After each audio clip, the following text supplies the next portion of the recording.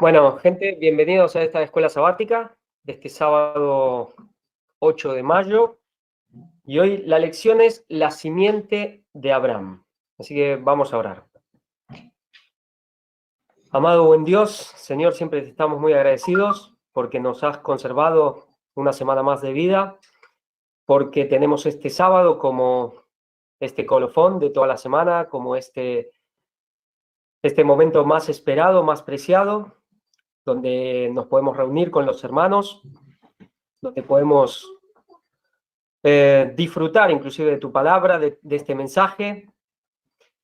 Y te agradecemos, Señor, toda la providencia, todo lo que nos has dado en la semana y todas las promesas que sabemos que cumplirás. Señor, te pedimos que tú nos bendigas con el don del Espíritu Santo, por sobre todo, que nos puedas ayudar a profundizar más en tu palabra, a conocer cosas nuevas, a ser afirmados en la fe, trae arrepentimiento que siempre necesitamos, verdadera conversión y danos fortaleza para seguir adelante hasta cumplir la misión como pueblo y también personalmente alcanzar la vida eterna. Siempre te pedimos y te agradecemos por el perdón de los pecados en el nombre de Jesús. Amén.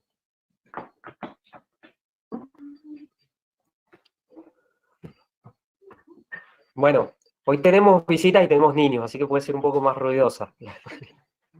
A ver, aquí lo tenemos a Iago. A ver si... Y aquí está Nancy, que hoy nos acompaña. Bueno, el versículo para memorizar es 1 de Pedro 2:9. Es un versículo muy famoso, muy repetido dentro del mundo cristiano de estos últimos 2000 años. Y dice: mas vosotros sois linaje escogido, real sacerdocio, nación santa, pueblo adquirido por Dios, para que anunciéis las virtudes de aquel que os llamó a las tinieblas, de las tinieblas a su luz admirable. Vamos a ver un poco más después, si Dios quiere, de este versículo. Pero aquí la lección, como siempre, de este trimestre, nos empieza con una historia. Las historias pueden estar acertadas o no. Bueno, esta es realmente muy acertada, pero más para nosotros que para ellos, ¿no? Contradicción de pecadores, dice el texto. Dice, por eso me interesa leerla, dice: en un pueblito, el reloj del escaparate del joyero se detuvo un día a las 9 menos cuarto. Muchos de los ciudadanos dependían de este reloj para saber la hora. Aquella mañana en particular, los hombres y las mujeres de negocios ojearon a través del vidrio y notaron que aún faltaban 15 minutos para las 9. Los niños de camino a la escuela se sorprendieron al descubrir que todavía tenían mucho tiempo para entretenerse. Muchos llegaron tarde esa mañana porque un relojito en la vidriera del joyero se había detenido. Y luego nos dice: ¿qué representación precisa del fracaso del antiguo Israel? ¿Solo del antiguo? El Señor colocó a Israel en medio de las naciones, ¿no? Hace referencia a Ezequiel 5:5, en el punto estratégico entre tres continentes. Debían ser el reloj espiritual del mundo. Yo creo que uno se sorprende cuando ve esto, esta gente que sabemos que se oponen rotundamente al mensaje de tiempo, y nos hacen de que Israel debía, con lo cual debe ser el reloj del mundo. Y es interesante porque encima habla del reloj. ¿Nosotros qué estuvimos viendo últimamente? Esa hora undécima, esa última hora. Bueno, la hora undécima es las 11 y comienza lo que sería ya la hora duodécima, la última. Y como veíamos que si nosotros dividimos un círculo, como está el reloj, dividido en 12 partes, nos quedan triángulos, digamos, de 30 grados. Esos 30 años, que sería una hora. O también podría ser el lapso de 5 minutos. Y me parece interesante también por algo que Víctor presentó hace muy poco, que estuvo hablando de la famosa coronilla de la Divina Misericordia y cómo esa visión, esa revelación, digamos, que tuvo esta Sor Faustina Kowalska, era un mensaje ya destinado al fin del tiempo. Y un mensaje realmente impresionante porque parece como el pacto. Tenía una bendición y una maldición. Una bendición para los que son fieles y los quieran rezar, bueno, son fieles a lo de ellos, y lo quieran rezar, ya era la vida eterna. Pero para aquellos que resisten, que se oponen, pues se prometió una maldición, digamos, como diciendo que nos van a caer con toda la furia. Pero es interesante, ¿por qué? Porque es un mensaje destinado al fin del tiempo, y recuerdo que Víctor presentó que se dice, y que es una realidad, que solo se tarda 5 minutos en rezarlo. Entonces, cuando yo lo escuché me hacía, bueno, me vino a la mente eso, ¿no? Esa última hora, que pueden ser esos 5 minutos también, que es esa parte del reloj, que son esos 30 grados, esa cosecha, esos 30 años. Pero bueno. Javi, recordar cómo Elena White habla de los miembros de iglesia como también esos engranajes, ¿no? Grandes y pequeños, ¿no? Que como presentamos el tema de una rueda dentro de otra rueda, como juntos, uno movía al otro y al otro y al otro, y decíamos, sí, nos recuerda a qué, a la maquinaria de un reloj, ¿no? ¿Recordáis? Y decimos, bueno, somos como el reloj que marca la hora de la profecía, de la historia de la profecía. O sea, es interesante que la lección también otra vez esté mostrando unas ideas, ¿no? Que son interesantes, que nos ayudan a comprender aún más, aunque ellos no vayan por la misma dirección. Sí, sí. Además, está claro, si Israel, aquel Israel debía ser el reloj del mundo, pues hoy el Israel debe ser el reloj del mundo. Con lo cual, ellos ya se están condenando solos porque no lo están siendo. Porque rechazan ser el reloj del mundo. ¿Qué están diciendo? No, no, nosotros ni idea de la hora, no, no, de esto nada. Es interesante. Y la Biblia dice contradicción de pecadores. Claro, es que cuando uno niega el mensaje como pueblo de Dios, es decir, realmente, ¿qué te queda? Es decir, caer en la contradicción más absoluta, más rotunda, para seguir aparentando que hay celo por Dios, que sos guía del rebaño. Mejor le fuera irse al mundo, irse a adorar imágenes o irse a buscar el dinero y la fama que tantos quieren y los placeres de este mundo, pues por lo menos sería un poco más decente. Hay cierta decencia y cierta honestidad en la gente que dice, no, no, mira, la verdad que no quiero, a mí me gusta pasármela bien y hacer lo que yo quiero y prefiero irme al mundo. Pues esa gente es más honesta. La Biblia dice, ojalá fuera frío o caliente. Y esa gente, algunos de esa gente quizás el día de mañana reaccionen, pero estos que se oponen, que quieren seguir aparentando ser piadosos y se oponen con toda furia, con toda violencia al mensaje, estos ya se han condenado. Pero bueno, aquí lo dejan, por eso digo, esto es muy acertado para nosotros, pero para ellos solamente aumenta su condenación y su traición. Javi. Pero bueno, vamos a seguir. Javi, perdona. Sí. Bueno, de hecho, para la Iglesia Adventista, la denominación oficial, tengo entendido que ellos no contemplan ningún tiempo profético más, ¿no? A partir del 1844 consideran que ya no hay ningún otro tiempo que debamos de contabilizar, cuando, bueno, sabemos que por toda la Biblia, por la tradición también del cristianismo y por los primeros padres, pues hay 6.000 años que han de cumplirse exactos antes del milenio celestial, ¿no? Sí, totalmente. Y yo ya que está, voy a entonces aprovechar a hacer publicidad para el culto que viene luego, donde se va a ver algo muy interesante, muy, muy interesante, que nuestro hermano Luis lo va a presentar. Pero sí, lo que pasa es que ellos están rechazando ser el reloj. Mira lo que dice, cómo sigue la lección, dice, no obstante, Israel, al igual que el reloj del escaparate del joyero, en cierto sentido se detuvo, lo que decía Luis, se detuvo. En 1844... ellos como reloj se detuvieron, ahí quedó, y ya estamos perdidos en el tiempo. Bueno, o están perdidos en el tiempo, porque realmente ya son ellos, nosotros ya somos otra cosa. Dice, sin embargo, no fue un fracaso total, porque en aquel entonces, como hoy, es que lo están diciendo, ellos mismos le están diciendo prácticamente al que quiera entender, salid de aquí, le están diciendo. Nosotros podemos decir salid de ella, pero ellos ya están diciendo salid de aquí. Como hoy Dios tenía un remanente fiel. El estudio de esta semana se centra en la identidad y el papel del verdadero Israel de Dios en cada época, incluida la nuestra. Pues yo solo siguiendo la lección ya voy sacando una conclusión. El verdadero Israel de Dios debe ser el reloj del mundo. Ya está. Mensaje de tiempo o nada. Pues ahora podemos seguir. Bueno, si alguien quiere decir algo, pero creo que ellos ya solo han dado la conclusión.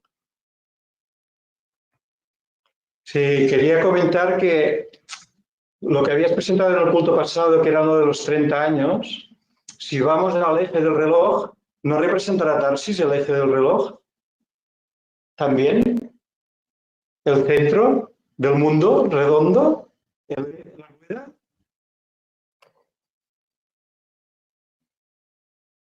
Bueno, es muy interesante.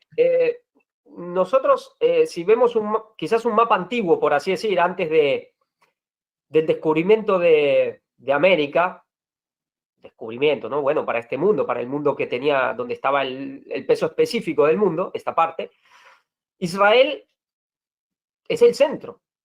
Pero si ahora nosotros incluimos en el mapa la parte americana, geográficamente el centro es España. Es lo más centro quizás que hay. Pero bueno, es como dos centros, digamos, tenemos como una tierra antigua y una tierra nueva, por así decir, como centro del mundo, en cierta medida. Después Pero es quería interesante. añadir, Bueno, perdona, Javi, quería añadir que si desde el eje cogemos los 30 grados, ¿no será como una trompeta también? pues también, ¿por qué no? Seguramente hay mucho ahí que se pueda sacar respecto a esto. Bueno, ahí sí, ¿por qué no? Bueno, sigamos entonces. Esto ya seguramente se irá viendo más y saldrán cosas con respecto a esto. Ya vimos bastante hemos visto del círculo ya de hace mucho, todo, y históricamente a nivel religioso todo lo que representa el círculo, pero también que el cuadrado, que el triángulo, las figuras más básicas, ¿no? Más simples, tienen un gran simbolismo y significado. Luego ya vamos al domingo 2 y vamos a ir a ver un poco más el tema del pacto, porque es realmente muy interesante y todo el desarrollo del pacto, y lo vamos a ver en relación también al tiempo, también a la tierra, de cosas que se han hablado y cosas que tienen mucho, con el tema de la tierra, especialmente cierta tierra, tiene mucha importancia hoy, inclusive en el mundo cristiano, y cómo se está cayendo en un error enorme, de los que dicen, especialmente aquellos que dicen que están en el nuevo pacto. Luego en el domingo 2 nos dice, más que todos los pueblos, dice, porque tú eres pueblo santo para Jehová tu Dios. Jehová tu Dios te ha escogido para hacerle un pueblo especial, más que todos los pueblos que están sobre la tierra. Dice, no cabe duda al respecto, el Señor había elegido específicamente al pueblo hebreo para que fuera su representante especial en la tierra.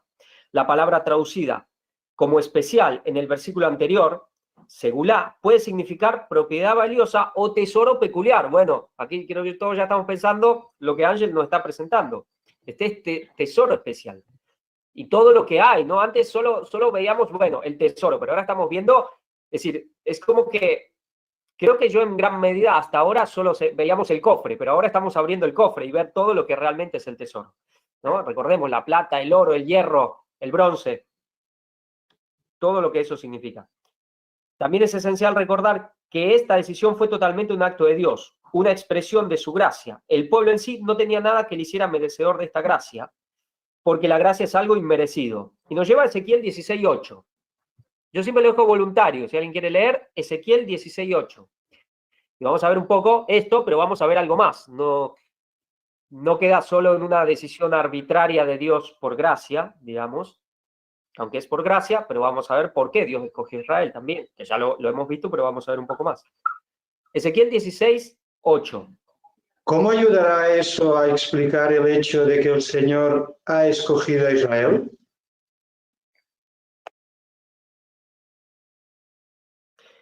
No. Ezequiel 16:8. Si alguien tiene, si no, acá Nancy quiere leer. Nancy quiere leer aquí. Vale. Y pasé yo otra vez junto a ti, y te miré, y he aquí que tu tiempo era tiempo de amores, y extendí mi manto sobre ti, y cubrí tu desnudez, y te di juramento, y entré en pacto contigo, dice Jehová el Señor, y fuiste mía. Vale, perfecto. Gracias, Nancy.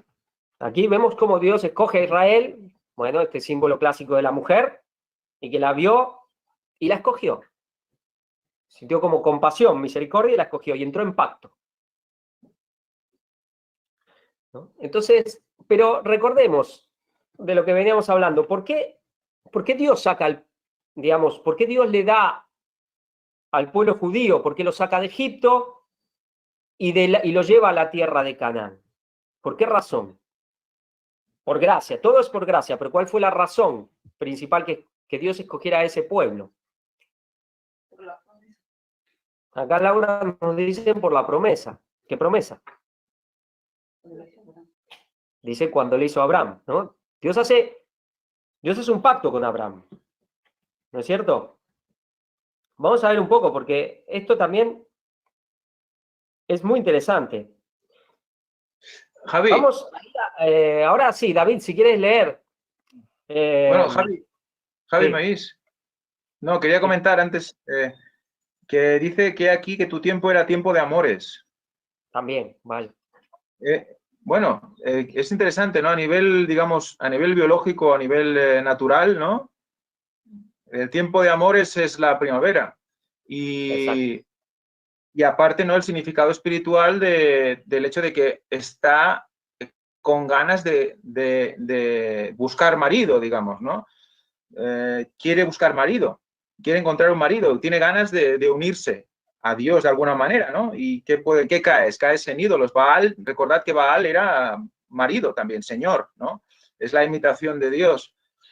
O sea que la primavera sabemos que está simbolizando. Está simbolizando el momento de Juan el Bautista, ¿no? Ese emerger de la predicación, de Cristo viene, pues es lo que estamos viviendo nosotros también, ¿no? Con el ministerio. O sea que, bueno, es interesante que aquí se concrete ese momento también. Sí, recordemos. Sí, Laura nos quiere hablar. Sí. Ese tiempo de amor está, bueno, si lo llevamos un poquito a nuestra, bueno, a la vida personal de cada una de las personas, si lo ponemos así en personaje, también hay un tiempo, bueno, un año, ¿no? Cuando uno entra a una cierta etapa, a un cierto año que ya está como preparado para poder, ¿no? Entonces, yo ahora me ponía a pensar y digo, bueno, si es ahora a los 18 años, ya cuando uno se hace ya mayor de edad, pues sumado se hace 9, pero si lo ponemos ya anteriormente, que entre los 14 y 16, que ya uno podía salir a trabajar y tal, y si recordamos cuántos años tenía María cuando se desposó con José, pues también vemos, ¿no? que justamente nos dan, no sé si era los 16, ¿no? Más o menos, sí, aparentemente. Que justo nos da 7, ¿no? O sea, siempre está hablando de un tiempo determinado, ¿no? Sí, y también recordemos, también con lo que estábamos hablando, que, bueno, ahora estamos en mayo, mes de las flores, mes de, aquí en la parte norte, en esta zona del matrimonio. Claro, en referencia a lo que decía Ángel, los judíos tenían esa costumbre en la época de tabernáculos, pero ellos tenían como digamos, ese doble matiz el matrimonio. Primero tenían que pasar por el tiempo, el momento del amigo del esposo. Fanny también lo ha comentado y lo que decía Ángel, nosotros primero empezamos de alguna manera en primavera para llegar luego al desposorio, ya a la consumación en tabernáculos. Esa primavera que es símbolo claramente, por ejemplo, a nivel bíblico, cuando vemos de una manera muy concreta los 6 meses, la primavera, lo encontramos ahí en Juan el Bautista. Entre esos 3, Elías, el que está en el medio, que tiene el símbolo muy concreto. Pero bueno, ahora estamos en el tiempo del tercero también. Vamos a ir a leer varios pasajes. Vamos a... David, si quieres, Génesis 35:12. Bueno, a ver si voy a señalar para hacerlo más rápido. Pep, Génesis 50:24. Gaia, Génesis 15, 13 y 16. Y Ana, Deuteronomio 1:8.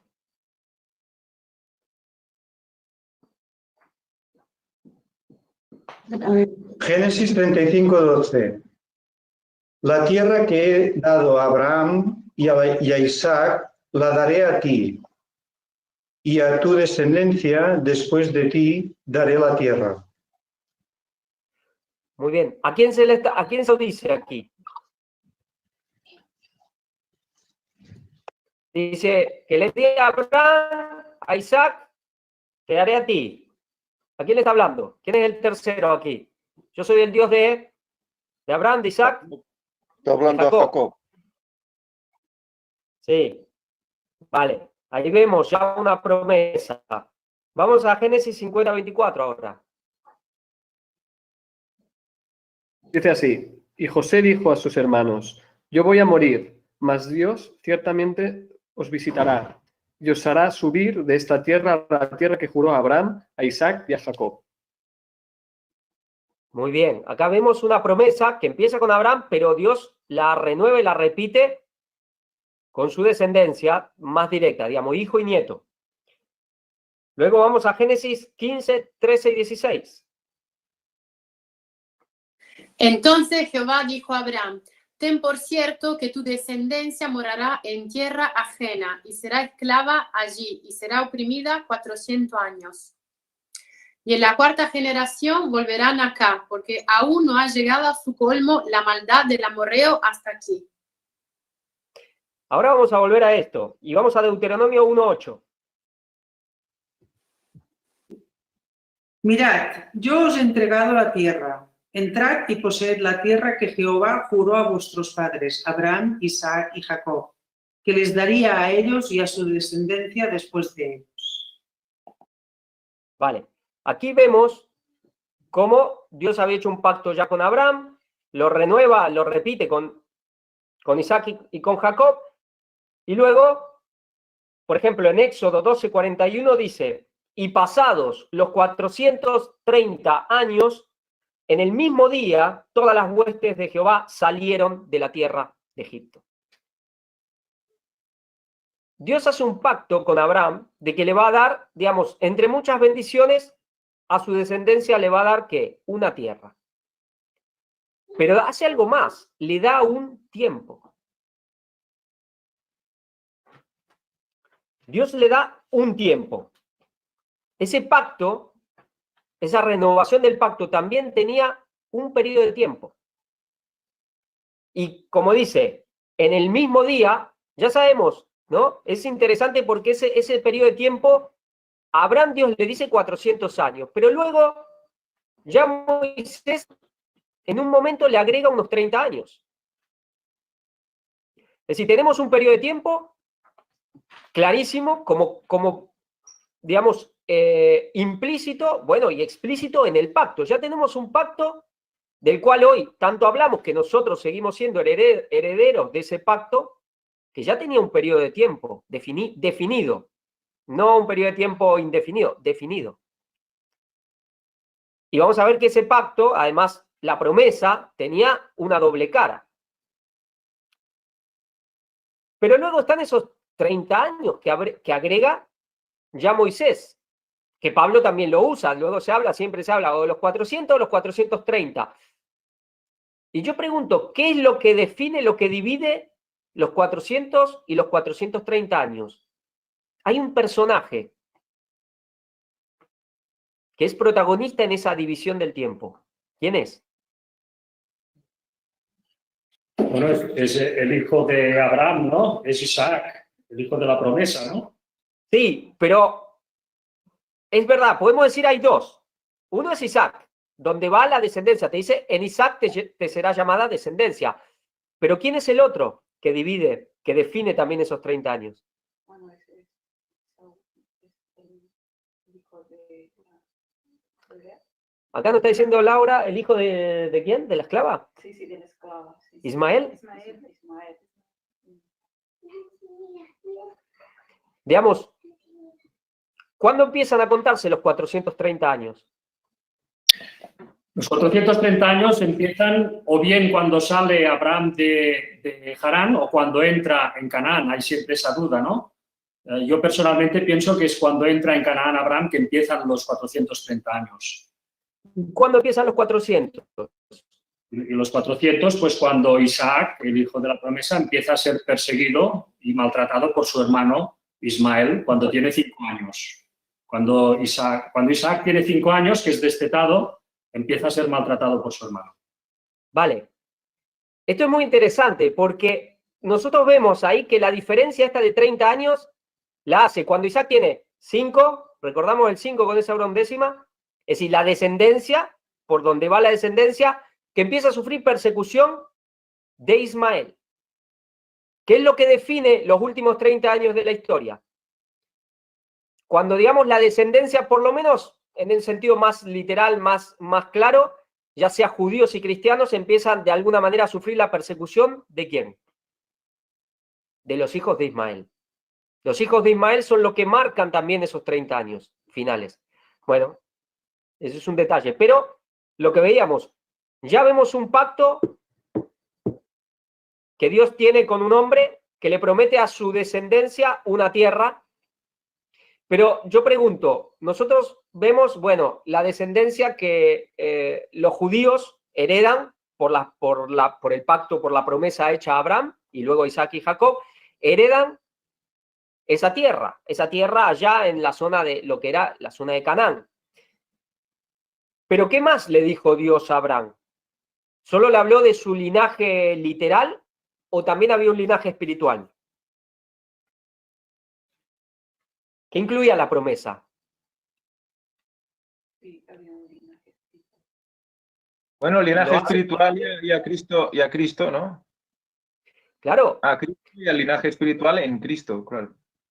Digamos, lo hace padre de muchas naciones y por esa promesa, es como que esa promesa tenía era una doble cara. Por un lado tenía la descendencia literal de sangre, que iban a heredar la tierra, esa tierra de Canaán. Y luego estaba el linaje espiritual que iba a heredar ¿qué? Toda la tierra. Ahora, si yo pregunto, si la primera parte del pacto tenía un tiempo definido, la segunda, pues no lo tiene.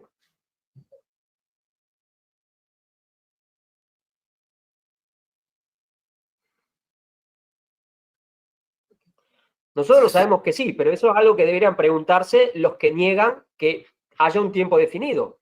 Vemos como siempre, incluido en el pacto, había un tiempo definido. Podemos ir... Hay algo de una imagen que aparece en el cielo cuando llueve que se le llama el arco de la promesa. Cuando Dios comienza, digamos, de alguna manera comienza su pacto, de alguna manera, sabemos que lo consuma luego, cuando ya aparece el arco iris como señal, pero cuando Dios comienza en su relación con Noé, no le da un tiempo definido, entonces lo sabemos que sí, le da los 120 años, pero vemos como siempre el pacto también incluye un tiempo definido. Claro, esto también pasa en la vida normal, digamos, cuando tú firmas un contrato con alguien, suele acompañarse también de un tiempo de duración, de un tiempo que durará este contrato. Dios hace las cosas de forma perfecta y, por tanto, Él siempre también acompaña sus pactos dentro del tiempo, como tú indicas, ¿no, Javi? Y si siempre se ha dado en la historia un tiempo definido para los grandes acontecimientos, como se ha dicho tantas veces en el ministerio, como este, que es el fundamental para todos nosotros, no se va a acompañar también de un tiempo concreto, ¿no? Y más teniendo en cuenta el gran engaño que acontecerá un poco antes, ¿no? Es que es de pura lógica, vamos, no hace falta ser muy listo, como se dice también normalmente Víctor en sus conferencias, ¿no? Sí, sí. Obviamente que esto es un tema que ya los que queremos ya lo sabemos, pero es ver cómo, digamos, siempre por distintas perspectivas, miremos donde miremos, siempre está el tiempo. Inclusive en el pacto está el tiempo. Y esto ya lo hemos visto, el pacto en sí, que es el sábado, es un tiempo definido, ya lo hemos visto. El pacto, el sábado como símbolo del pacto, es un tiempo definido, pero lo vemos a Abraham, en el tema de la simiente de Abraham, vemos esa simiente literal y esa simiente espiritual, si se quiere. Una, está claro que tenía un tiempo definido. Y también, digamos, los judíos, por ejemplo, hay una cita de Ellen White, Dice, a medida que aumentase el número de los israelitas, debían ensanchar sus términos hasta que su reino abarcase el mundo entero. Dios le promete un lugar, una tierra, pero tampoco se tenían que quedar ahí toda la historia solo en ese pedacito de tierra pequeño. Ellos tenían que ser luz, tenían que ensanchar, tenían que ir, digamos, en el buen sentido, contagiando a todas las naciones hasta que todo el mundo esté unificado. Es interesante porque hoy que se quiere un gobierno mundial, sin fronteras, un gobierno único. Bueno, Dios intentó hacer lo mismo. Lo que pasa es, claro, en otra dirección o en otro sentido, pero Dios intentó hacer lo mismo. Digamos que esas dos promesas, por así decirlo, esa doble cara de la promesa, porque era una sola, de alguna manera se fundan se fundan totalmente, y un día la nación de Israel sea todo el mundo.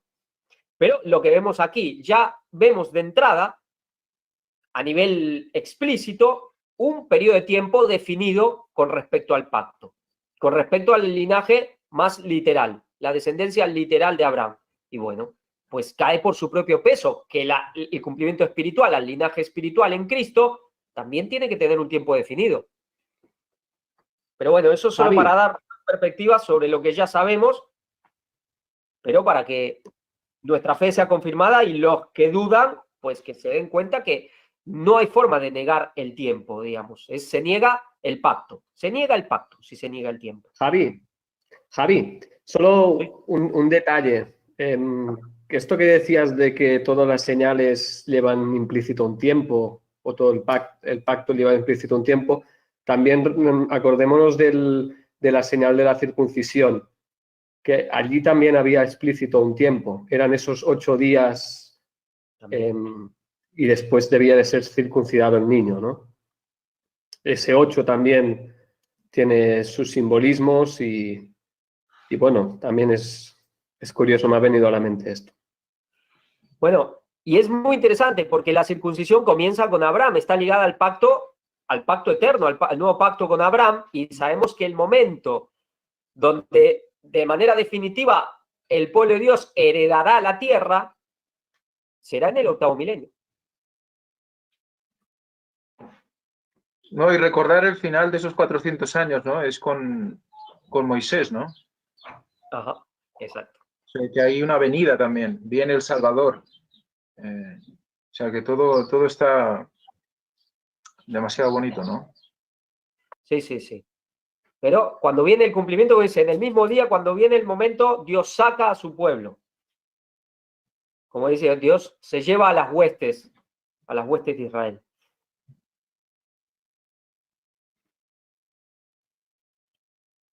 Ahora vamos a ir a ver un poco unas cosas con respecto a esto, ¿no? Nosotros veíamos que había algo entre la promesa que Dios hace, el pacto que Dios hace con Abraham, abarcaba varios puntos, ¿no? Bueno, por sobre todo, lo principal era la bendición espiritual del Mesías, de que de su linaje iba a venir el Mesías a través de Isaac, ¿no? Eso después Dios cada vez va desarrollando y ampliando y poniendo más claro por qué línea.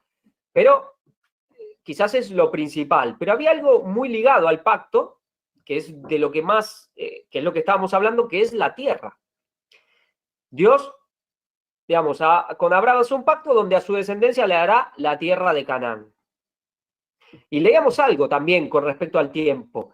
Nos hablaba de que Dios le dijo 400 años, pero luego le dice, en la 4ª generación, cuando llegue al colmo la maldad, que no me acuerdo si dice de los cananitas o del amorreo, lo acabamos de leer, porque a veces se habla del amorreo como todos esos pueblos, ¿no? Dice, cuando llega al colmo la maldad del amorreo, ¿no? La 4ª generación también. Y ahí Dios los introduce en la tierra. Es interesante porque Dios los saca de Egipto con la idea de introducirlo a los pocos días, ¿no? Nosotros también podemos ver un gran paralelismo cuando Jesús nos venga a buscar y en pocos días estaremos en la Nueva Jerusalén. Luego, ya sabemos por qué, al final eso tardó 40 años. Y tiene esa representación, digamos, por un lado es la Pascua, pero ese desierto también representa tabernáculos, ¿no? Cómo se junta, digamos, ahí vemos claramente cómo están unidas, entrelazadas, como una, la Pascua y tabernáculos. porque Dios los saca en Pascua, y sabemos, la Pascua, ¿no? La liberación de Egipto, pero el desierto representa tabernáculos también. Pensemos que en tabernáculos Dios los hace morar en tiendas en recordatorio cuando moraban en el desierto. Entonces vemos casi como dos fiestas en una. Javi, la cuarta generación desde Abraham no era Josué. ¿No es cuando Josué destruye la tierra o cuando conquista la tierra? Desde Abraham. ¿Desde Abraham o no? A ver, acá... Porque dice que aún no era el momento de juicio para ellos, que aún tenían tiempo, pero cuando llega Josué, esas tierras ya están fuera de misericordia ya, y están todos perdidos, digamos, ¿no? Por eso los aniquilan, ¿no, Josué? Sí. Yo no sé, porque pensemos siempre que estos 430 años se dividen en dos, 215 años y 215. Es decir, empiezan con Abraham cuando sale, cuando entra, pero también cuando los judíos entran literalmente a Egipto. No sé si se refiere a partir de Abraham o quizás se refiere a partir de José mismo, digamos, de Jacob y José y las tribus en Egipto, que puede ser que a la cuarta generación salieron, ¿no? A ver si Luis nos puede ayudar un poco. No, bueno, esto que has dicho, efectivamente, lo he leído yo también, ¿no? Que las 4 generaciones se cuentan en la cautividad en Egipto. Exacto. Exacto. Quizás pueda haber una aplicación espiritual a lo que decía Ángel también. No sé, bueno, habría que verlo. Pero sí hay una parte literal que es esos últimos 215 años. Ahora, luego recordamos, bueno, aquí nos habla, esto no lo vamos a leer, pero recordamos que el pacto, digamos, inclusive ya cuando Dios saca a los judíos y hace el pacto con ellos, tenía bendiciones y maldiciones.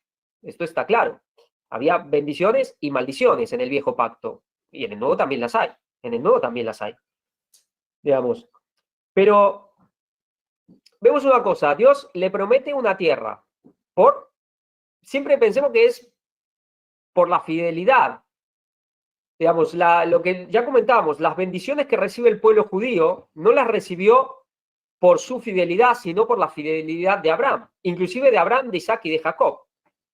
Porque los tres, con sus más y sus menos, al final vencieron, fueron fieles.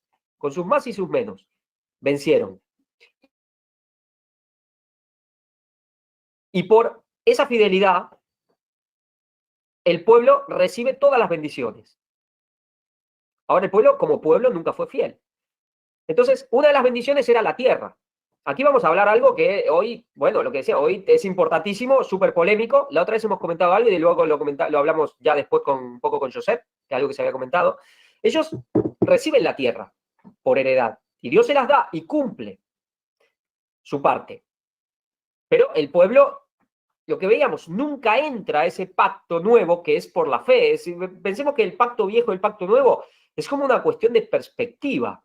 Por supuesto que Dios les dio la ley, les dio el evangelio. Sí es verdad que había algunas leyes que Dios nunca hubiese querido dárselas, pero Jesús se los reprocha cuando le dice, esto se los dio Moisés por la dureza de vuestros corazones. Por ejemplo, con el tema del divorcio. Y quiero aclarar el divorcio de lo que era en el tiempo judío en la época de Jesús. No es que no se puede el cristiano divorciar de ninguna manera, sí hay, y Jesús lo dejó claro, pero Dios tuvo que incluir, digamos, en la ley mosaica ciertos aspectos que realmente él no hubiese querido dárselos nunca, como por ejemplo eso que decía, bueno, si alguien ve algo indecente en su mujer, se puede divorciar. Claro, define indecente.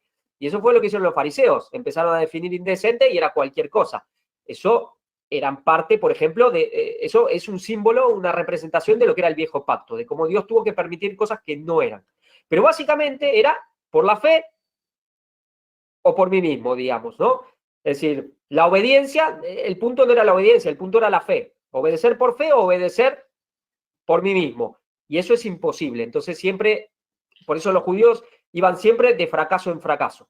Porque, como dice Romanos, por ejemplo, es muy interesante porque para ver un poco, Pablo, por ejemplo, hay un versículo, Romanos 10, 3 y 4 dice, porque ignorando la justicia de Dios y procurando establecer la suya propia, no se han sujetado a la justicia de Dios, porque el fin de la ley es Cristo para justicia a todo aquel que cree. Ignorando la justicia de Dios y procurando establecer la suya propia. Eso es viejo pacto. Cuando yo quiero establecer mi propia justicia. No, todo lo puedo en Cristo que me fortalece. Todo lo puedo. Sí, yo puedo obedecer la ley de Dios. Ya está, quiero establecer mi propia justicia y sí o sí voy al fracaso. Y después se terminan haciendo un montón de legalismos que ya son ajenos y contrarios para poder cumplir una ley que se nos hace imposible. Y así como los fariseos empezaron a recargar de leyes que terminaban en un momento ya contradiciendo y oponiéndose a la ley de Dios, pero ellos le daban más importancia, ¿no? Las leyes de los ancianos. Y hasta terminaban engañando al pueblo diciéndoles, no, esto se lo reveló Dios a Moisés de manera oral y son más importantes que la ley. Como hizo el catolicismo, diciendo que la autoridad de la iglesia era superior a la autoridad de la Biblia, ¿no? De eso se dedicó especialmente el santo Tomás Moro. Pero bueno, volvemos. Entonces, Dios les da la tierra. ¿Pero qué pasa? Los judíos tenían que cumplir su parte. Dios cumplió su parte por las promesas hechas a Abraham. A Abraham, Isaac y Jacob. Y le da la tierra. Pero luego ellos tenían que cumplir su parte. Que habían dicho que iban a obedecer. Claro, es que ellos nunca intentaron hacerlo por fe. Con lo cual, no pudieron, pero dijeron. Con lo cual, ellos no cumplieron su parte. ¿Y Dios qué hace? Les quita la tierra. ¿No? Los echa. Primero a Israel, tema de asirios, y luego al mismo Judá. Ahora, yo voy a hacer una pregunta. Ángel y David no pueden responder aquí, porque lo estuvimos hablando la otra vez. ¿Por qué? Si Dios, como ya no cumple en su parte, los echa, les quita la tierra, que era parte del pacto. Como ellos no cumplieron, pues se acabó. Les da siglos, un montón de tiempo. Les da más de 700 y más de 800 años. Pero en un momento los expulsa. Ya está.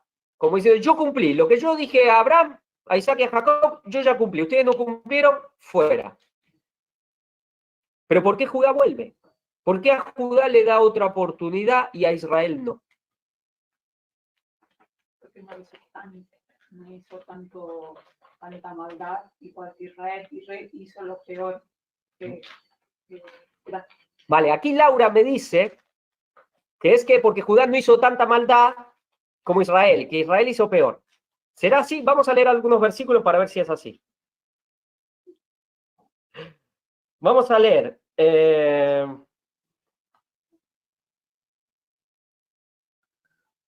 Perdón,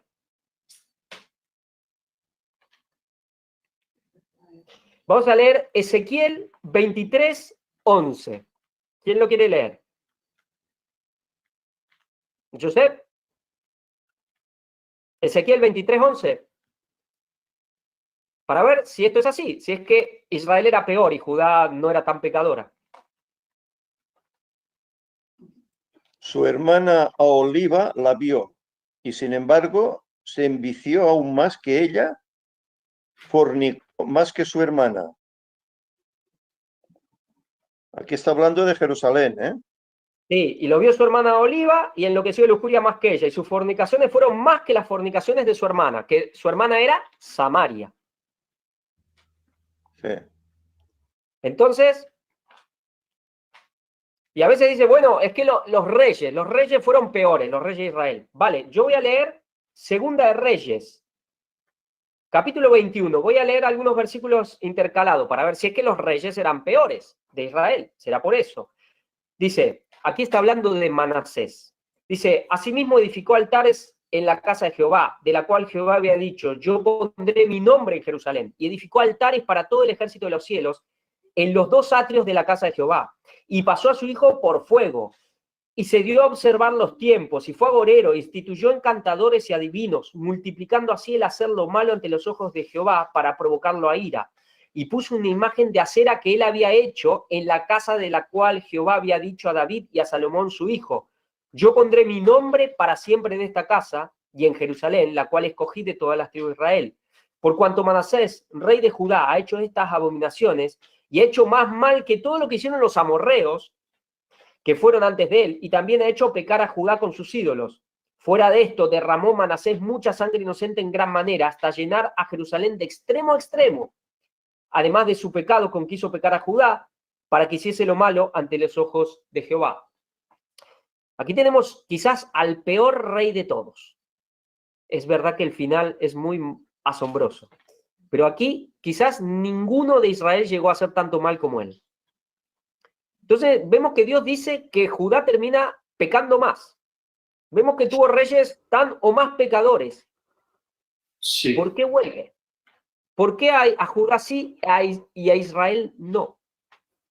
Bueno, no sé si es la explicación, pero a mí se me ocurre, por ejemplo, el hecho de que Efraín en un momento determinado fue el heredero, ¿no? Fue el primogénito.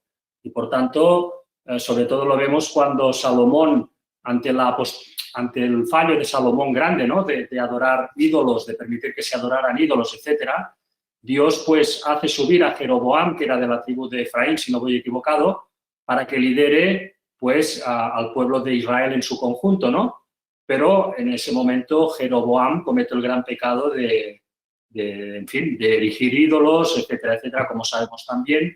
En fin, que de alguna forma desecha la primogenitura, ¿no? Y en ese momento pasa a Judá. Vamos a ver algo. En Manasés creo que tenemos una clave de algo, pero que no es la causa en realidad. Nosotros vemos quizás al peor rey, juntando Israel y Judá. Pero sin embargo, este rey que llegó a hacer las abominaciones más grandes, será salvo. Se arrepintió. Y ahí es quizás lo que nosotros veíamos viendo. En Judá había algo. A pesar de que puede ser tan o más pecador, hay algo en ese corazón. Vemos la diferencia entre Efraín, inclusive vamos al Judá natural, al original. Judá, digamos, al principio era un sinvergüenza igual que los otros 10 hermanos. Pero al final sale algo que había en el fondo y se convierte en un líder y sale una bondad natural real de Judá. Lo vemos en Manasés, lo vemos en David, como cuando viene el profeta Natán a decirle lo que había hecho, en vez de cortarle la cabeza, cae de rodillas y se arrepiente. Entonces vemos lo que hablamos. En el corazón de Judá puedes llegar a ser tan o más pecador que el resto, pero hay algo que lo lleva al arrepentimiento. Pero igual, esa no es la causa. ¿Por qué? Dios, ¿por qué le da la tierra a la descendencia de Abraham? Porque había hecho un pacto. Había algo legal, había una cuestión como legal que Dios tenía que cumplir. El hecho de que Judá tenga algo en el corazón no era la causa. Entonces, ¿cuál fue la causa de que Judá sí, Israel no? Vamos a 2 de Samuel, capítulo 7. Andrea, ¿quieres leer? 2 de Samuel, capítulo 7, versículos 8 y 16. Aquí vamos a encontrar la causa legal, que Dios, ¿por qué cumplió Dios con Judá? 2 de Samuel. 2 de Samuel 7, 8 y 16. Ahora di así a mi siervo David, así dice el Señor Todopoderoso. Yo te tomé de la majada, de detrás de las ovejas, para que seas príncipe sobre mi pueblo, sobre Israel. Y afirmaré tu casa y tu reino para siempre, y tu trono será estable para siempre. Aquí vemos que Dios hace un pacto, gracias Andrea, que hace un pacto con David. David era de Judá. Es verdad que aquí estaba el reino unificado, pero luego, por los pecados de Salomón y de su hijo, el pueblo se divide. Yo creo que más allá de la justificación que podían tener las otras tribus, hicieron un error en separarse. Tendrían que haber confiado en Dios y seguir juntos. Es verdad que la bendición la podían seguir teniendo, pero desencadenó en que cada vez se apartaron más del templo y terminó en la apostasía completa.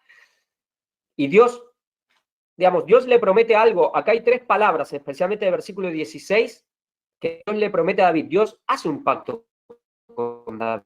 Y lo sabemos, Pablo lo dice en Hebreos, que con David otra vez Dios quiso hacer entrar al pueblo en el nuevo pacto, pero no pudo. Pero dice, y será firmada tu casa, tu reino y tu trono. Aquí vemos 3 cosas, 3 cuestiones: casa, reino y trono. Luego hay la separación, Pero Dios cumple esta promesa con David, pero solo la puede cumplir en Judá. Pero aquí vemos un pacto que Dios hace con alguien, por lo cual Dios los trae de vuelta. Por así decir, Dios con lo que hizo con Abraham y con Isaac y con Jacob, Dios ya había cumplido. Si era por ese pacto, Dios ya lo podía desechar completamente. Es verdad que había prometido al Mesías, pero el tema de la tierra, Dios ya había cumplido. Dios trae a Judá por el pacto con David. ¿Y qué prometió? Dice, tu casa, tu reino y tu trono. Todo eso Dios lo cumplió, por así decir, o cómo se cumplió, porque vemos que no fue completo, de alguna manera. El reino, bueno, volvió y recordamos el decreto de Artajerjes, donde la nación judía o el reino judío vuelve a instituirse.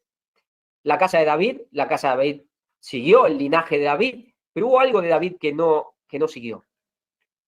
El trono siguió, había un trono, pero la corona estaba. El linaje de David estaba sentado en el trono cuando Jesús vino. No. Entonces vemos que aquí Dios cumple, pero hay algo por la apostasía quizás de los reyes, no solo del pueblo de los reyes, hay algo que Dios le quita. ¿Y qué le quita a David? Deja el linaje, deja el reino, hay un trono, pero le quita la corona a David. Y aquí vamos a lo que Ángel está presentando. Y vamos a leer esa cita, quizás tan clara, que está en la educación. Dice, la corona que se le quitó a Israel pasó sucesivamente a los reinos de Babilonia, Medo-Persia, Grecia y Roma. Dios dice, esto no será más hasta que venga aquel a quien corresponde el derecho y yo se lo entregaré. Dios le quita la corona a Israel, en este caso ya sería Judá. Pensemos lo que decía Luis, primero Dios intenta dársela a Efraín. ¿Quién fue el primer líder, el primer dirigente de Israel en la tierra de Canaán, ya en la tierra de Canaán? ¿Quién fue? Cuando toman Canaán, ¿quién fue el primer dirigente?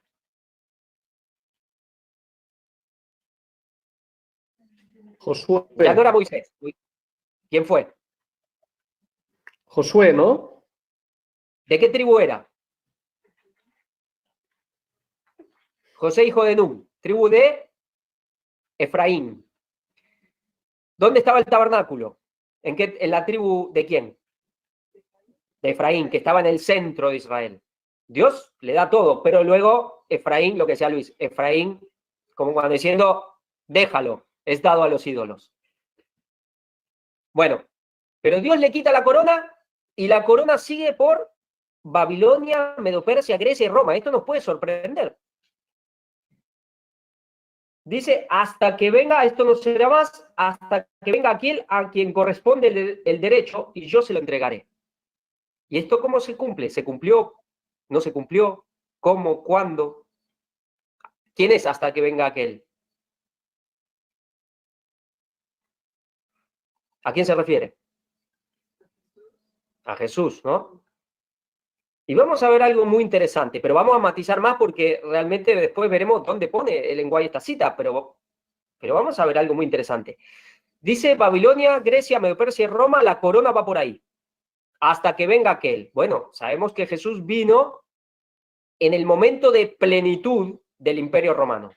Jesús nace en el momento de Augusto César, el primer emperador romano, y el momento más, bueno, de más gloria de Roma. Y luego ya con su sucesor, que era un hombre, sí, como la Biblia misma lo dice, despreciable, que es Tiberio, pero ahí fue el momento de mayor esplendor del Imperio Romano. Ahí nace Jesús. Ahí nace y tiene su obra, Jesús. Pero había algo, por ejemplo, ¿en qué se basaba el Imperio Romano? El poder como imperio de Roma, ¿en qué estaba basado? ¿En qué estaba fundado? ¿Cuál es la primera connotación? Que el poder romano, ¿en qué se basaba?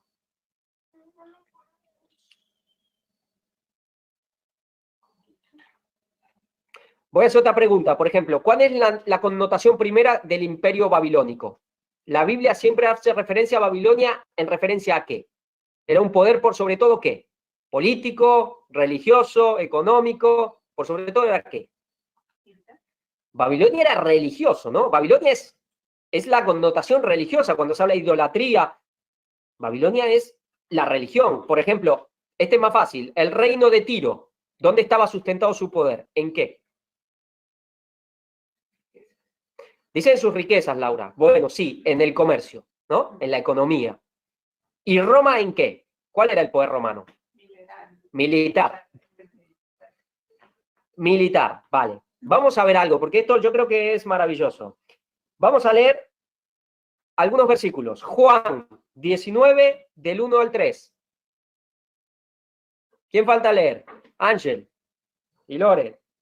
19, Juan 19, del 1 al 3, Ángel. Lore, Mateo 27, 29.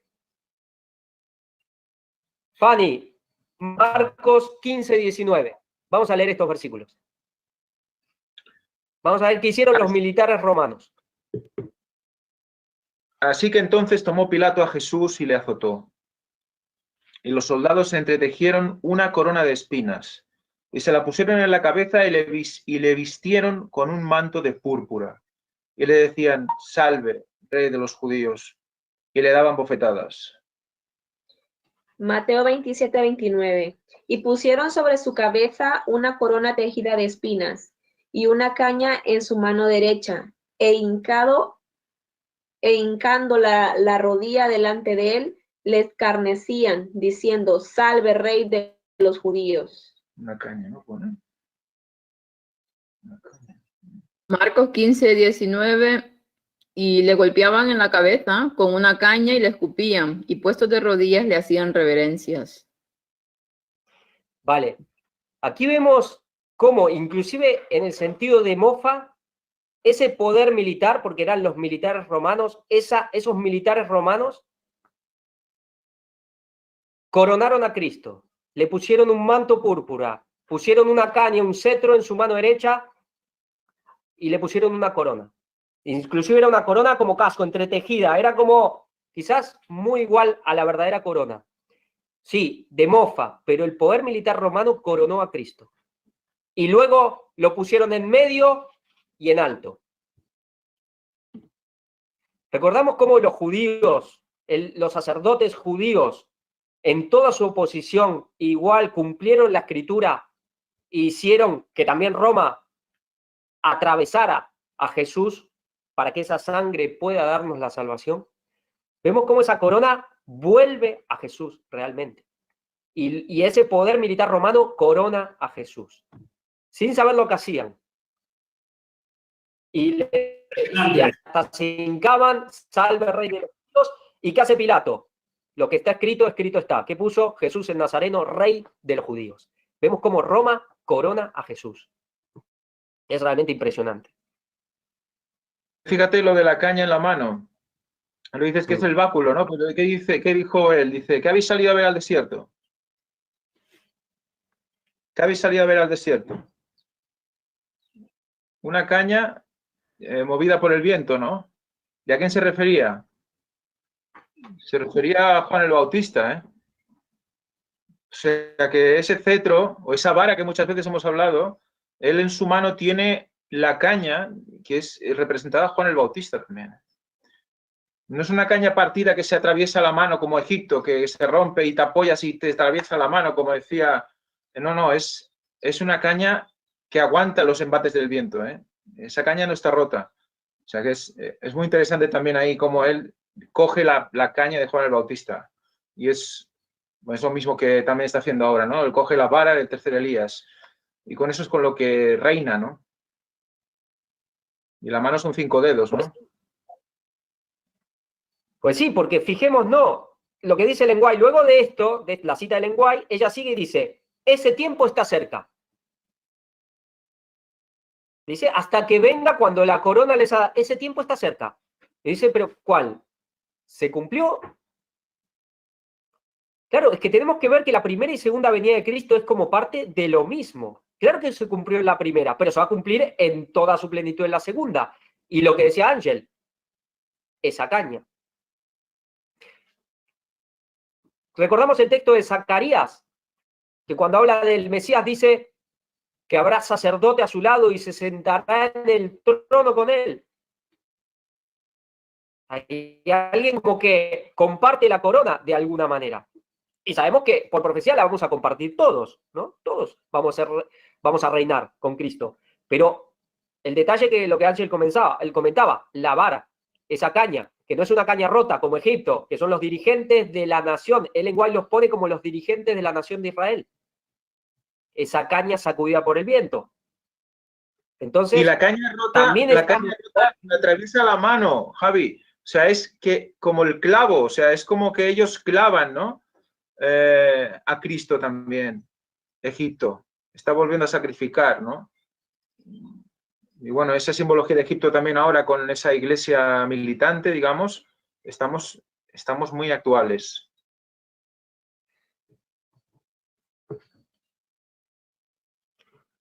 Pues sí, realmente estamos viendo cosas a nivel profético que son, bueno, realmente asombrosas, impresionantes.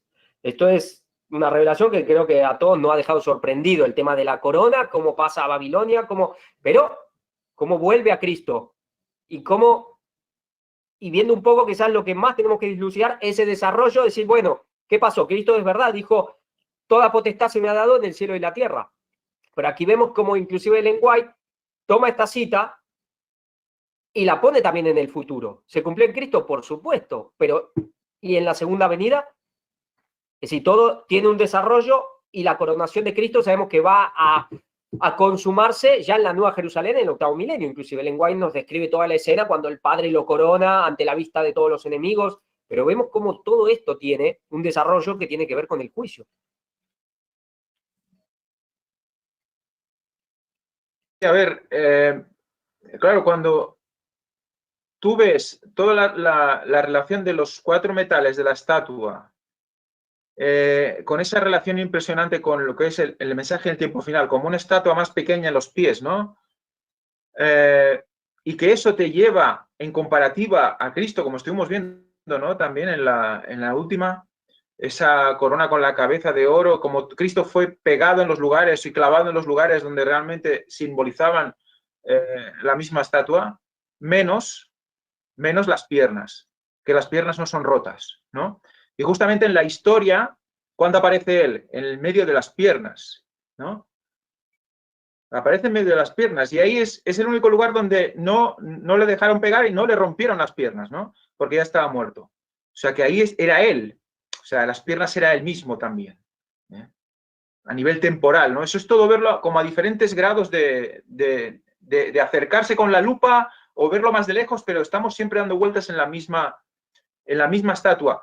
Y luego recordar una cosa, cuando él habla y dice, fuego vine a echar a la tierra, ¿cómo deseo que se haya encendido ya? El fuego, ¿qué es fuego? Lo vimos, ¿no? El fuego es sangre, pero el fuego también era juicio, era limpiar, era purificar, ¿no? De un bautismo tengo que ser bautizado y ¿cómo me angustio hasta que se cumpla? ¿Pensáis que he venido para dar paz en la tierra? Dice, no os digo, sino más bien división. División. O sea, ya estaba la división, ya estaba dando la división por su figura. Entonces, ¿qué tenemos? El hierro y el barro. Hay una división. ¿Por qué aquí en adelante 5 en una familia estarán divididos? 3 contra 2 y 2 contra 3. Claro, estamos otra vez con el 5. Otra vez con el 5, con el tiempo final. Con la hora 11ª. O sea, cuando Cristo muere en la cruz, todo lo que está sucediendo hoy y lo que hizo él y lo que le pasó a él, estamos en la misma línea. Es una finalización de todo aquello que él comenzó con su venida.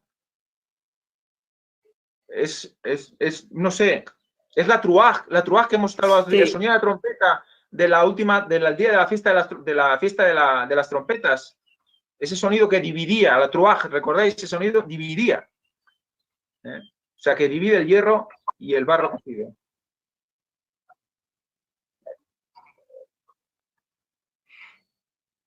Ahora, cuando nosotros pensamos, bueno, si Cristo vuelve a recibir la corona, ¿qué pasa con esa corona? ¿Quién lleva en Apocalipsis 12 una corona de 2 estrellas? La iglesia. Cuando Ellen White habla esta cita a Ezequiel 21. Voy a leer voy a leer un poco de Ezequiel 21, versículos 3, 9, 10, 25 y 27. Y dice, dirás a la tierra de Israel, así ha dicho Jehová, he aquí que yo estoy contra ti, y sacaré mi espada de su vaina, y cortaré de ti al justo y al impío. Juicio. Hijo de hombre, profetiza y di, así ha dicho Jehová el Señor, di, la espada está afilada y también pulida. Para degollar víctimas está afilada. Pulida está para que relumbre. Hemos de alegrarnos, al cetro de mi hijo ha despreciado como un palo cualquiera. Al cetro de mi hijo, que dice Ángel, ¿quién era Juan el Bautista? Esa vara en la mano derecha de Jesús, ha despreciado como un palo cualquiera. Y tú, profano e impío, príncipe de Israel, cuyo día ha llegado ya, el tiempo de la consumación de la maldad, así ha dicho Jehová el Señor, depón la tiara, quita la corona, esto no será más así. Se ha exaltado lo bajo y humillado lo alto. Arruina, arruina, arruina, lo reduciré. Y esto no será más hasta que venga aquel cuyo es el derecho y yo se lo entregaré. Se cumplió ahí, se está cumpliendo ahora.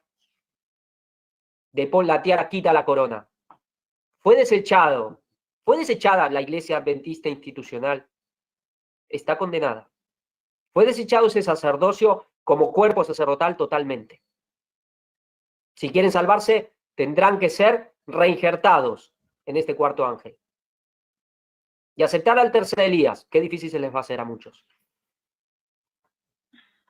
Esto está ligado con el tabernáculo caído de David. O sea, exacto. Está ligado con todo eso. O sea, Cristo era el tabernáculo caído de David, en su cuerpo también era el tabernáculo caído de David. Pero cuando lees Amós y dice, en aquel día yo levantaré el tabernáculo caído de David y cerraré sus portillos y levantaré sus ruinas y lo reedificaré como en el tiempo pasado. Claro, es consumar toda la edificación. Amós 9:11, ¿no? Amós 9:11. Exacto. 9:11. Pues claro, es que... y luego, claro, el mismo Hechos luego dice, después de esto volveré y edificaré el tabernáculo que dio David, y estaba refiriéndose a Cristo mismo también, porque hablaba del pasado. O sea que la corona pasa de Cristo, evidentemente, a quien le corresponde en la tierra, que es el trono de David, que es eterno, como hemos visto, ¿no? Es eterno, por lo tanto, alguien tiene que recibir esa corona. Estamos siempre en lo mismo. Claro. Y por eso el Señor muestra primero, por eso el Señor mostró primero la estatua digamos, como ministerio, tiempo final, y luego ha mostrado a Cristo, ¿no? La corona. O sea, es como que lo mismo, ¿no? De Juan el Bautista a Cristo, del tercer Elías a Cristo, del ministerio a Cristo. O sea, no muestra primero lo otro. ¿Por qué? Porque es necesario hoy conocerlo así. Igual que mostró en aquel momento Juan el Bautista y luego a Cristo, ¿no? Ha ido en esa dirección. Exacto.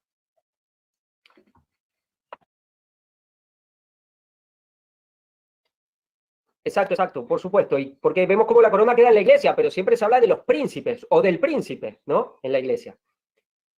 Ahora, si los judíos por el pacto de Abraham, habían sido infieles y perdieron la tierra, bueno, los israelitas, pero luego Judá la recupera por el pacto hecho a David, pero cuando viene la persona, el hijo de David, lo desecha, pierden la tierra, ya el derecho, definitivamente, ¿o no? ¿O tienen derecho a esa tierra? Yo pregunto, ¿el pueblo judío tiene derecho a esa tierra hoy?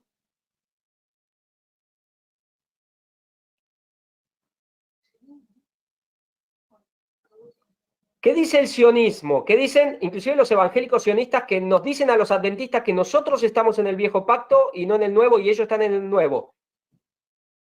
¿Le pertenece a Israel esa tierra por derecho divino? Habiendo violado ya definitivamente el pacto. No. No les pertenece. Esto es una obra totalmente 100% del diablo que Dios la permite, nada más. Entonces, todos estos movimientos, ¿qué están haciendo? Ojo, ¿no? Ahí Víctor nos va a decir algo. No, bueno, en relación a esto que estás comentando, es que, fíjate cómo mostramos en las primeras conferencias del Gran Engaño el origen de Israel, del actual Estado de Israel, y todo depende de sociedades secretas y evidentemente con coaligaciones con el Vaticano. O sea, no se hizo porque sí el Estado de Israel moderno. Lo que sí resulta curioso es que cuando ves las profecías, sobre todo del Antiguo Testamento, te dan una sensación como realmente que volverían por allí, etcétera, etcétera. Y es que Dios evidentemente sabía que volverían por ahí. Claro, Él es Dios. Pero ya se ha encargado el diablo de procurar que ese tipo de profecías se diesen para confundir a la gente en general. Y de hecho, yo no paro de recibir mensajes de gente, sobre todo evangélicos, judíos mesiánicos, etcétera, etcétera, y judíos también en sí, que claro, que a partir de 1948 empieza el Estado de Israel. Y el Estado de Israel es el reloj que marca el tiempo. Por tanto, una generación, 70, 80 años, por tanto, el Mesías está a punto de llegar. Y de eso no lo sacas, ¿eh? Entonces, aunque les quieras mostrar cómo han sido las sociedades secretas Vaticano los que han hecho todo ese movimiento, ellos dicen eso está en la Biblia y, por tanto, ese es el pueblo de Dios y debe estar ahí. Y de ahí no los quitas. Entonces, es la trampa perfecta del diablo. Ha jugado con esas profecías que el Señor ya indicaba que iban a pasar, pero claro, ya sabemos cómo, y en cambio ellos ya es para una aplicación de un modo estricto actual en el cual evidentemente van a arrastrar a multitudes, Y bueno, cuando hoy mismo estaba cogiendo noticias, estaba viendo cómo Irán se ha vuelto a expresar contra Israel, que son el Estado terrorista contra los países árabes y del Islam, etcétera, etcétera. La tensión es continua. O sea que, evidentemente, quien no vea que se prepara un petardo a todos los niveles es tremendo. Hoy mismo esta noche han estado los palestinos con los israelíes en la explanada de las mezquitas. Han habido, bueno, unos ataques tremendos de policía contra ellos y ellos contra la policía. Y todo por lo mismo, por el dominio de esa zona. Y los judíos, sobre todo, convencidos de que ellos deben estar ahí porque es su nivel, es lo que manda Dios y está en profecía. Entonces, bueno, imaginaos la que se va a liar porque es que se ve venir, ¿no? Bueno, pues nada, era eso, ya está. Ahora, recordemos a nivel bíblico, a partir del año 34, ellos como nación perdieron definitivamente el derecho a esa tierra, por violar definitivamente el pacto. Ahora lo que ya sabemos, y Víctor decía, esto es completamente satánico, Dios nada más se los permite, pero no hay ni un ápice de iniciativa de Dios en eso, digamos, solamente lo permite para que las cosas se cumplen, pero ellos perdieron todo el derecho a esa tierra. Por eso todos aquellos grupos, todos sean quien sean cristianos que están apoyando esto, están cayendo. Es como para decirle, como Pablo le dijo, oh Gálatas insensatos, están cayendo en el viejo pacto. Y lo increíble es que especialmente los evangélicos nos acusan a nosotros que nosotros estamos en el viejo pacto y no en el nuevo. Pero ellos están cayendo al viejo pacto. Y sabemos todo lo que va a pasar ahí, ¿no? Sacrificios y todo. Pero bueno, eso era un tema que creo que a nivel bíblico había que ponerlo ya claramente cómo son las cosas, ¿no? A partir del año 34, esa tierra para ellos ya no les pertenece por derecho divino. Nos dicen que nosotros estamos en el viejo pacto porque intentamos guardar los 10 mandamientos. Sí, especialmente por el sábado.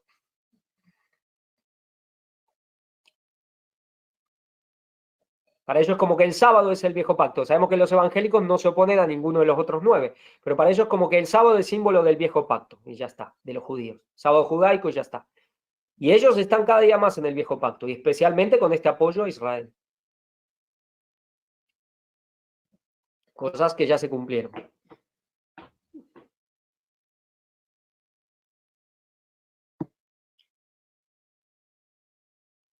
Pues bueno, eso me pareció un tema importante de tocar para que también tengamos claro, ¿no? Con respecto a eso. Y cómo, digamos, todas esas profecías que ellos aplican, el tema de los judíos, se van a aplicar al Israel espiritual ya en una cuestión más que todo escatológica, ¿no? En la tierra nueva, bueno, ahí se va, digamos, mi casa se llama casa de oración para todos los pueblos. Bueno, eso se va a cumplir en el Israel espiritual, en la iglesia triunfante.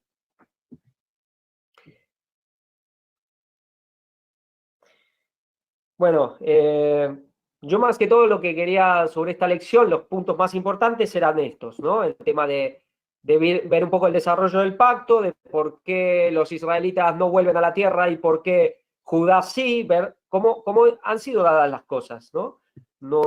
Siempre había un pacto, hay una legalidad que Dios va cumpliendo, una promesa que Dios va cumpliendo y que Dios, que Dios la cumple realmente, ¿eh? Y solo está nuestra parte, ¿no? En referencia otra vez, si tenemos otra vez el 5, nuestra parte, para que eso se haga efectivo en nosotros como individuos y como iglesia.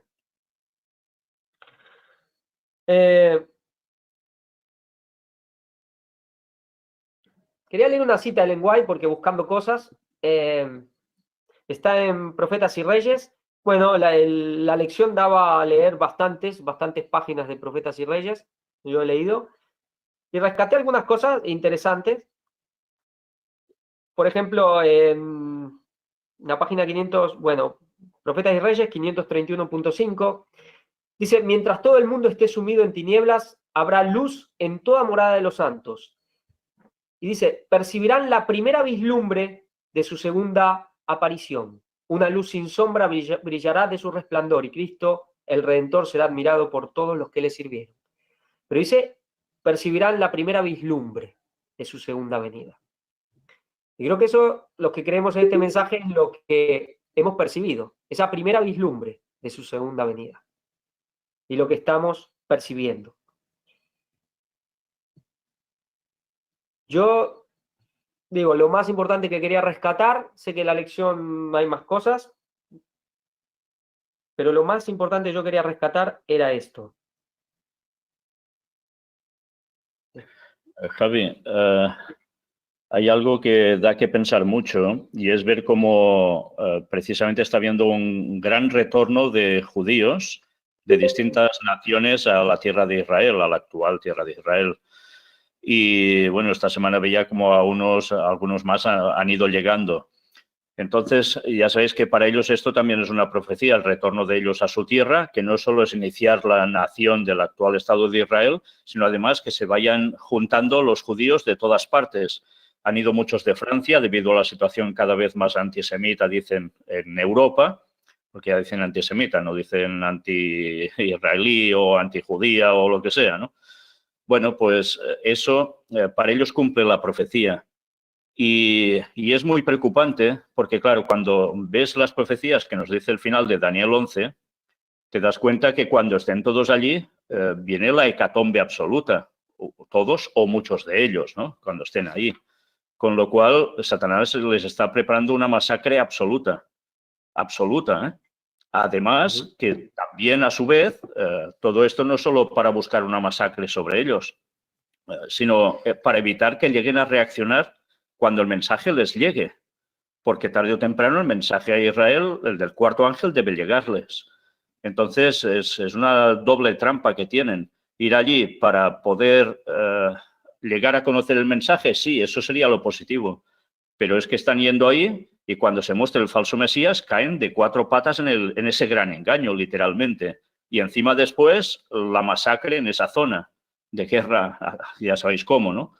Bueno, son cosas que nos deberían hacer pensar y nos debería hacer que reforcemos el dar el mensaje a los judíos en general, de todo el mundo. Ya sabemos que van a ser pocos los que van a aceptar. Sí, no van a ser grandes cantidades industriales, ni mucho menos, ¿no? Pero es una profecía, el mensaje les tiene que llegar. Y ya sabéis que entre ellos habrán los que se levantarán y serán superpoderosos en dar el mensaje cuando los propios adventistas no lo habrán dado. Bueno, pues la profecía se debe cumplir, los pasos se están dando para ello. Veremos qué podemos hacer para que el mensaje les llegue a todos. ¿Qué le ha pasado? No sé. Sí. Sin duda es una de las grandes, si no el gran punto, digamos, misionero del cuarto ángel es dar el mensaje a los judíos. Y a veces también el tema es cómo darlo, ¿no? Porque no es fácil hablar a veces con ellos. Sabemos que por una cuestión, bueno, humanamente lo podemos entender, quizás está muy a la defensiva con el tema. Yo recuerdo, bueno, yo soy de Argentina, sabemos que en Argentina hay mucho judío, entonces es muy fácil tener amigos, tener o parientes, y yo tengo un tío, tengo amigos, y no es fácil, inclusive con toda la confianza, no es fácil, porque este tema les toca muy profundo, Y es fácil, digamos, por eso hay que pedir mucha sabiduría, porque cuando uno entra a hablar de profecías con ellos, inclusive de la cuestión, digamos, yo me acuerdo hace muchos años, estaba en El Salvador e intenté, no estaba en El Salvador, perdón, era acá en Barcelona, este era otro judío, pero me puse a hablar con un chico de Israel, claro, y le dije un poco como, mira, es que es lo bueno y lo malo, el Cristo es judío, pero el anticristo también, por así decir, ¿no? Pero es fácil que a uno lo etiqueten, que ellos ya te miren como una especie antisemita, ¿no? Te pongan la esvástica en la frente, por así decir. Pero bueno, hay que pedir sabiduría e intentar de la mejor manera hacer que ellos puedan comprender, pero no es fácil porque tocan las fibras más profundas. Para ello hablar de Cristo, hablar de la realidad, de cómo el tema, digamos, el mundo judío de hace 2000 años está manejando los hilos de la historia de alguna manera, todo lo que es ese Vaticano, esa conjunción, sigue esa alianza judío-romana que seguimos viendo. Y claro, pero hay que hacerlo, hay que buscar, hay que pedir sabiduría a Dios y hacerlo, realmente. Bueno, a través de los mensajes que se irán siendo públicos por acá por el ministerio, bueno, las cosas ya se van dando, pero cuando nos toca hablar personalmente, sí, necesitamos tacto, pero también hablar las cosas claras con ellos, porque sabemos que los que lo van a entender, los que lo puedan entender, van a ser un poder impresionante. Lo que decía Víctor y lo que ya mismo Ellen White también lo decía, ¿no? Bueno, y gracias a Dios también ha permitido que en el mundo judío el idioma castellano no sea desconocido del todo, sino que es un idioma que hay mucho judío que es castellano, que habla el español, que lo entiende, y por tanto, bueno, sería más difícil si fuéramos de Checoslovaquia, ¿no? Es decir, que les puede entrar bien en este sentido, ¿no?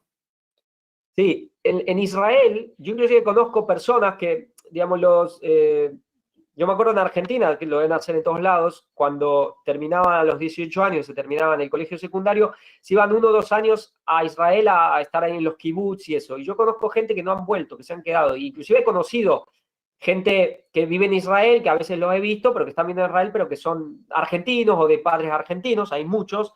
Pero además me contaban que la gente empezó a aprender español para seguir ciertas telenovelas o programas argentinos en Israel. Pero bueno, por una cosa o la otra, ya de por sí hay mucha gente que habla español y muchos que lo han aprendido. Con lo cual, bueno, eso sí que es obra de Dios. Aunque utilizando, aunque sea telenovelas tontas, por así decir, ¿no? Pero mira.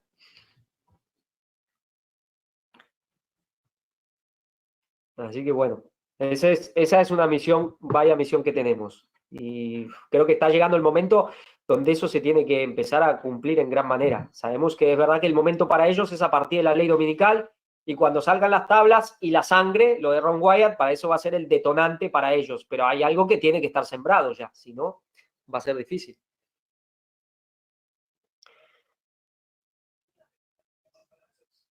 Bueno, gente, yo ya les dije, hasta acá lo mío, lo que me parecía que tenía que decir, ya lo he dicho. No sé si alguien quiere seguir comentando algo más o lo terminamos.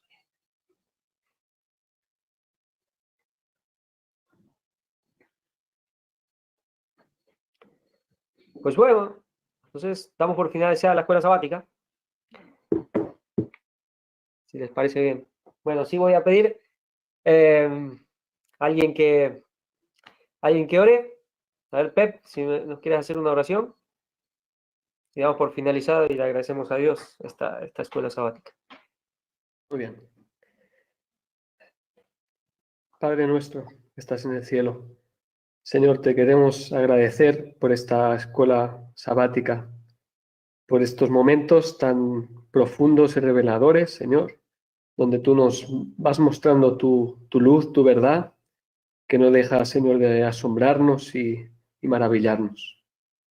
Padre, te queremos pedir que por favor estés con todas estas personas que necesitan recibir de este mensaje, necesitan beber de esta agua, necesitan de Cristo, Señor, necesitan de ti. Te pedimos por todas estas personas, Señor, a las que tiene que llegar este mensaje, para que tú puedas preparar sus corazones y para que tú puedas poner los medios para que esta palabra de vida pueda llegar a ellos, Señor. Ayúdanos, danos sabiduría también para poder hacer tu obra, para poder ser estas herramientas útiles en tus manos, Señor, a no fallarte, a serte fieles y a seguir creciendo cada día con la ayuda de tu Santo Espíritu. Señor, quédate ahora con nosotros, bendice lo que resta de sábado, esté en casa de todos los hermanos que están siguiendo, que tu paz y tu amor, Señor, pueda estar entre nosotros y en cada uno de nosotros. Señor, te lo pedimos todo en el nombre de Jesús y te pedimos perdón por todos nuestros